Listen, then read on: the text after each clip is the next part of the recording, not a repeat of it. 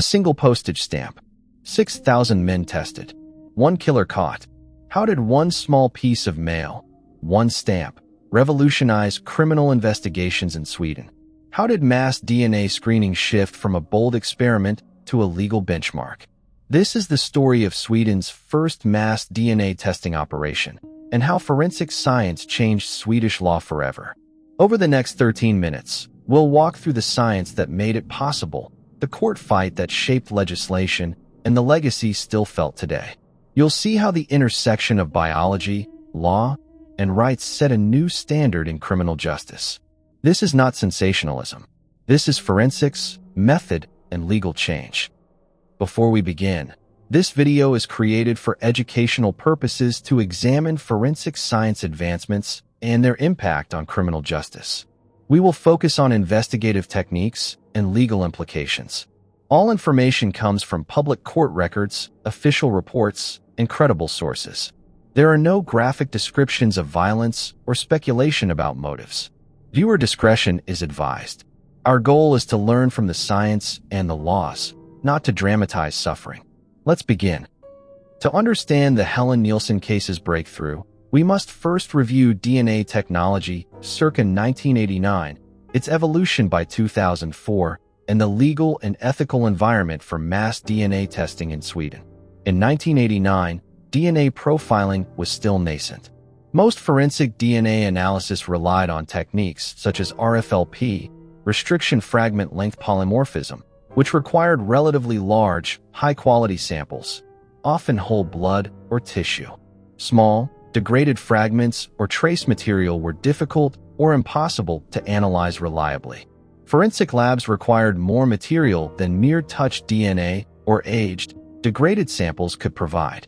Chain of custody and contamination prevention were critical, but technical sensitivity remained limited. Then came the PCR, polymerase chain reaction, revolution. PCR allows amplification, copying, of very small quantities of DNA into measurable amounts. With PCR, forensic scientists could work with degraded samples, hair shafts, or minute biological traces. By the late 1990s and early 2000s, PCR-based techniques, especially multiplex PCR, permitted analysis of multiple loci simultaneously, paving the way for STR, short tandem repeat, analysis. STR analysis compares short repeating sequences in DNA at defined loci. The number of repeats, alleles, at each locus becomes part of the genetic profile. Modern forensic kits analyze 13 to 20 STR loci. The statistical power of matching across multiple loci yields extremely low probabilities of coincidental match, often in the order of 1 in several billion. Mass DNA screening, or mass DNA testing, is the process of inviting or requiring a large set of persons, often based on geography, demography, or suspicion, to provide DNA samples so investigators can compare against crime scene evidence. It is technically feasible when you have a reference DNA sample from crime scene and access to a large population pool to test. But legal and ethical constraints arise: privacy concerns, consent, risks of coercion, data handling, retention, and inadvertent inclusion of unrelated individuals. Before Helén Nilsson's case, Sweden had no precedent for mass screening on this scale. Legally, in Sweden prior to 2004, DNA testing was regulated but limited. Authorities required strong suspicion or judicial approval to take DNA from suspects. Widespread DNA databases were minimal and regulated. The notion of asking large numbers of people to volunteer was largely untested, especially in small communities. Ethical debate centered on whether voluntary screening could in practice become de facto mandatory, and whether refusal would carry stigma or suspicion. By 2004, forensic capabilities had advanced significantly. Labs could amplify degraded DNA, partial profiles, or trace amounts. More robust contamination protocols, better chain of custody standards, and reference databases improved matching quality. DNA databasing, akin to CODIS in the US, was evolving. The combination of STR analysis, PCR, and high-throughput methods made it possible to test thousands of samples within months. But even in 2004, challenges remained: degraded or contaminated samples, allelic dropout, mixture interpretation, statistical thresholds for inclusion, and false positive/false negative risk had to be carefully managed. Ethical safeguards, anonymization, and legal oversight were essential. The stage was set for a bold, controversial approach in the Helén Nilsson case: mass DNA screening of thousands of men. Helén Nilsson was born June 18, 1978, and was a 10-year-old child residing in Hörby, Skåne, southern Sweden. The evening of March 20, 1989 marked her disappearance. She had gone to meet two friends outside a grocery store. When she did not find them, she walked around the block. Witness reports place her and also a male figure nearby. Around 2000 hours, when Helén failed to return home, a search began, and the police were notified. On March 22, 1989, Helén's body was discovered in woodland roughly 20 kilometers outside Hörby. Investigations determined that she had been alive for a period after her abduction, but forensic and investigative limitations prevented identification of a perpetrator. The case quickly became a cold case. Over time, the murder captured media attention intermittently. It became known in Sweden as Helén-mordet, the Helén case. The disappearance and murder of a child in a small community drew public concern, demanding answers. But for years, no arrest or conclusive lead emerged. Early forensic evidence collected included biological traces from the victim's body, which were stored, and other context evidence: witness interviews, profiles of suspect descriptions, geographic leads, and local persons of interest. But the biological material was minimal and degraded. The forensic capacity at the time was insufficient to derive a conclusive DNA profile.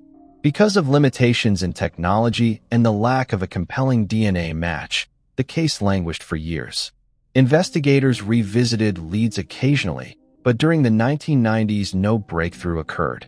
Eventually, by the early 2000s, investigators decided to reopen the case and re-examine preserved evidence using newer methods. Throughout, the social and institutional pressure to solve the case mounted. The inability to produce closure for the family and the public weighed on law enforcement. But the forensic tools of 1989 were simply not enough. 1989, the initial investigation. In 1989, investigators applied standard forensic protocols: crime scene preservation, collection of biological specimens, witness interviews, sketching, photography, fingerprinting, and trace evidence cataloging. They collected samples of potential semen, clothing fibers, hairs, and other materials. But the amounts were minimal, often degraded by exposure, and stored under early protocols not optimized for long-term DNA integrity.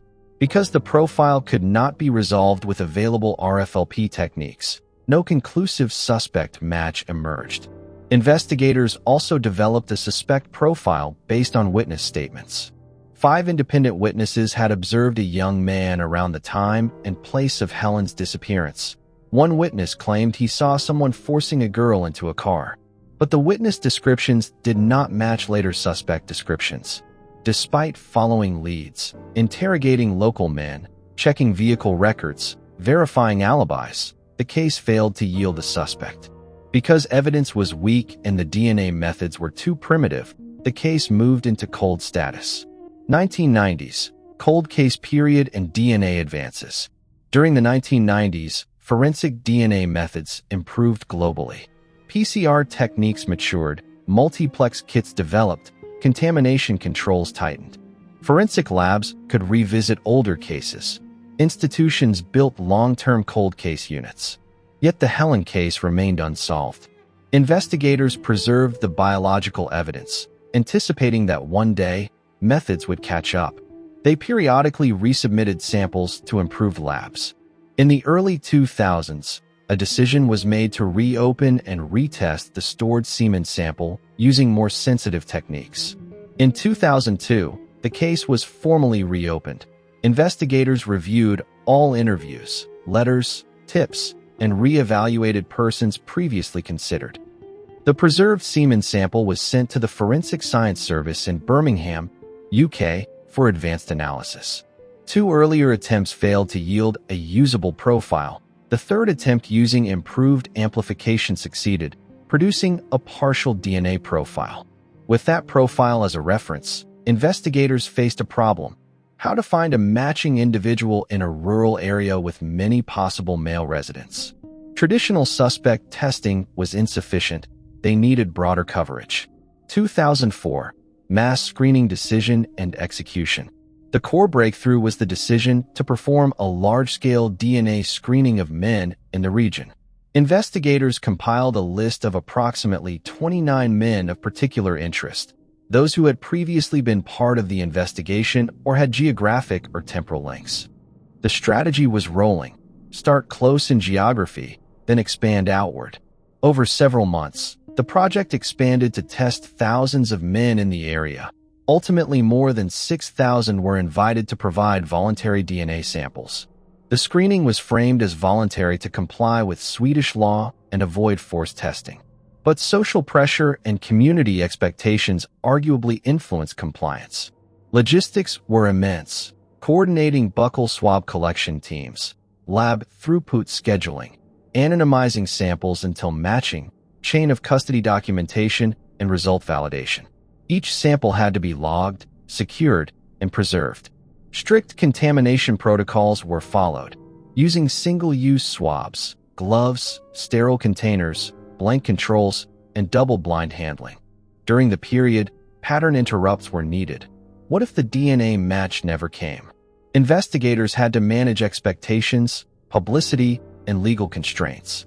The decision to expand beyond the initial 29 suspect list invited public debate about privacy and civil rights. As the testing proceeded, labs gradually compared the obtained profiles to the reference DNA from the Helén case. Over months, negative results eliminated many persons. The breakthrough came when one individual's profile matched the genetic markers from the reference sample. That person was Ulf Olsson. He was one of the 29 initial men, but sequencing the sample from him matched the crime DNA with extremely low probability of error. Once the match was discovered, investigators quickly arrested him on June 23, 2004. The arrest was carefully managed with immediate preservation of his DNA reference, documentation of chain of custody, securing additional evidence, and preparing for legal proceedings. Retaining suspense. But how do you prove this match in court? The arrest was just the start. The evidentiary path to conviction required forensic testimony, sample validity, statistical demonstration, and defense scrutiny. Retention hook. The real turning point came from that stamp evidence. But first, the match had to survive rigorous legal challenge. One of the pivotal pieces of evidence was an envelope and postage stamp linked to communication in the case. Investigators determined that DNA on the stamp could be informative if extraction succeeded. But aged, contaminated, and low-quantity DNA on paper is extremely challenging to recover. Finding the critical evidence. Investigators had preserved a letter and the stamp associated with it. They hypothesized that the stamp might carry touch DNA, skin cells, or saliva residue from handling. The stamp became a focal point, especially since the match from mass screening already pointed to Olsson. The defense, however, would challenge contamination, chain of custody, and degradation. DNA extraction from the stamp process. The forensic lab took the following steps: simplified, document and photograph the stamp in situ with sequential images and chain of custody log. Use sterile swabs or cutting tools to sample the entire surface, edges, gum side, face. Employ extraction buffer to break down cells and release DNA. Purify DNA using silica columns or magnetic beads, removing inhibitors from paper. Quantify DNA with qPCR to assess amount and quality. Amplify using multiplex STR kits. If DNA is extremely low or degraded, use mini STR kits targeting shorter loci or enhanced protocols to rescue partial profiles. Run electrophoresis or capillary electrophoresis to separate STR alleles and generate a DNA profile. Because this was an old sample, allelic dropout or stochastic effects were possible. The lab used replicate amplifications to confirm allele calls and applied strict contamination controls, reagent blanks, negative controls, manual workflow separation, lab personnel blanks, and validation protocols.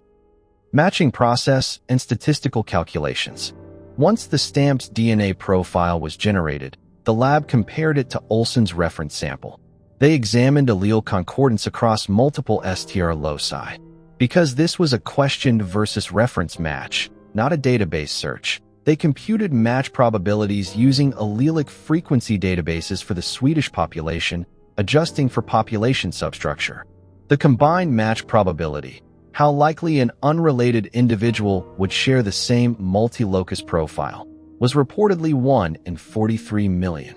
Defense attorneys challenged the relevance of the stamp profile, contamination risk, secondary transfer, chain of custody lapses, degradation artifacts, allelic dropout, and possible lab error.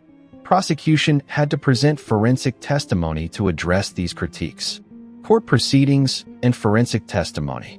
In the court in Hörby, later appeals, forensic experts testified about the extraction protocols, validation, control results, replication consistency, and statistical interpretation. They also explained the contamination safeguards, chain of custody steps, and independent review. The court examined whether the stamp evidence was admissible and granted weight to it alongside the DNA match from mass screening. Defense arguments included the possibility of laboratory contamination or cross-sample mixing, or alternative sources of DNA on the stamp. The prosecution countered with procedural documentation, blank control absence of extraneous DNA, consistent replication, and exclusion of contamination pathways. In December 2004, the trial included deliberation on 3 DNA analysis attempts. The third was conclusive. The court considered that the presence of matching DNA on the stamp, together with the mass screening match and other circumstantial indicators, formed a coherent case. In April 2005, the court delivered a guilty verdict. Ulf Olsson was convicted of Helén Nilsson's murder, though because of mental illness findings, he was sentenced to institutional psychiatric care rather than traditional prison. The forensic weight of the stamp evidence was critical. It tied the suspect's DNA to handling of the item, bridging between the reference profile and potential access or proximity. The alignment of evidence made the genetic link persuasive beyond reasonable doubt. Retention hook. This case didn't just end with a conviction. It opened doors to legal reform in Sweden. The Helén Nilsson case marked a turning point in Swedish forensic law and policy. The successful use of mass DNA screening and the stamp evidence pushed legislative bodies to re-evaluate DNA database authority, privacy safeguards, and screening protocols. Swedish DNA database legislation and amendments. Before this case, Sweden's law on DNA collection and retention was relatively limited. After 2005, lawmakers recognized the need to regulate large-scale screening operations, data storage, access permissions, and how long profiles may be retained. They passed amendments to strengthen oversight, require judicial authorization, and limit retention of non-convicted persons' data. The case set precedent. Mass voluntary screening could be used, but subject to rigorous legal constraints. The balance between public safety and individual privacy became a core debate. Legislators introduced stricter data anonymization, statutory limits on use of profiles, removal processes for innocent participants, and guidelines on the handling of failure to volunteer. Privacy versus public safety debate. Proponents argued that in serious cases, the public interest in resolution outweighed minor intrusions, especially when participation was nominally voluntary. Critics warned that even voluntary schemes could pressure individuals and erode rights. The Swedish courts, parliament, and public had to reconcile these concerns. The law now requires that participants must give informed consent, and refusal must not lead to adverse legal inference. Precedent for future cases. After Helén's case, Swedish police used DNA databases more aggressively in serious crime investigations. The precedent allowed more proactive testing, but within regulated bounds. The case influenced other Scandinavian countries, Denmark, Norway, Finland, to consider reinforcing forensic legislation and screening protocols. International resonance and EU influence. The case attracted international attention as a model of combining forensic science and legal oversight. In EU contexts, proposals around cross-border DNA databases, data privacy, and mutual legal assistance reference Sweden's approach as a case study. Sweden's balanced method, mass screening as an exception, not rule, became a reference point. Modern DNA database policies in Sweden. Today, the Swedish National Forensic Center maintains a regulated DNA database. Profiles from convicted offenders are stored, subject to deletion procedures after certain durations or on appeals. The database is accessible only under judicial or prosecutorial authorization. Mass screenings remain exceptional. The legacy of this case is that forensic capability and legal policy must evolve together. Technological possibilities do not override fundamental rights, but the Helén case demonstrated that carefully controlled use of mass screening is possible when oversight, transparency, and safeguards are in place. What did the forensic community learn from this landmark case? Evolution of DNA technology, 1989, 2004, 2025.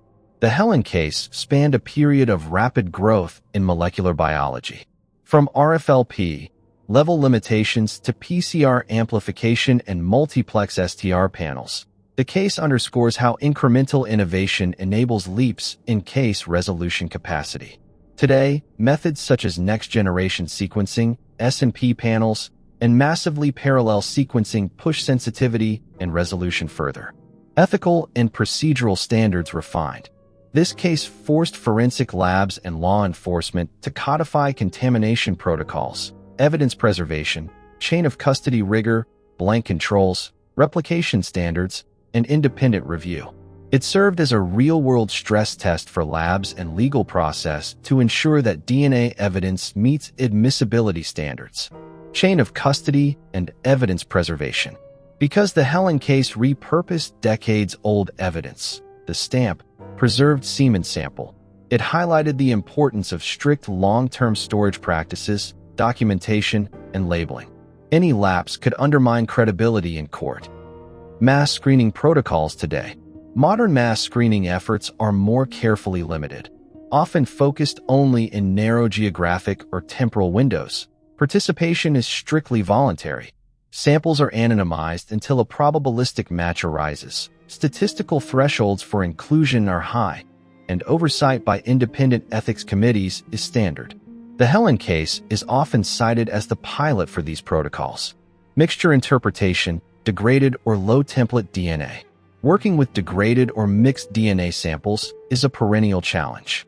The stamp evidence pushed labs to refine replicative sampling, stochastic threshold modeling, and computational deconvolution methods.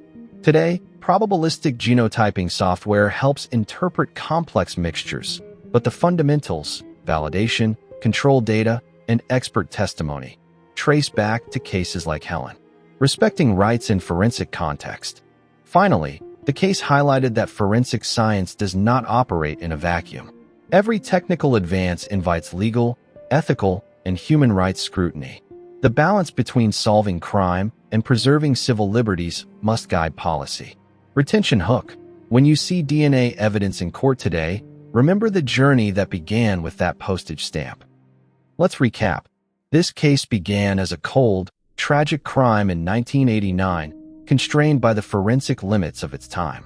But by 2004, new DNA technologies, PCR, STR analysis, improved labs, enabled a daring experiment, mass screening of over 6,000 individuals. The breakthrough came when one man's DNA matched from both a reference sample and a postage stamp. The court accepted this in 2005, and subsequent legal reforms cemented oversight, privacy rights, and protocols for forensic DNA use in Sweden. The legacy of the Helén Nilsson case lives on in forensic science practice, legal frameworks, and ethical standards worldwide. It reminds us that technology and rights must evolve together, and that a single small piece of evidence can reshape justice systems. If you found value in this exploration of forensic breakthroughs, Subscribe and join us for the next deep dive. What case should we examine next? Let me know in the comments.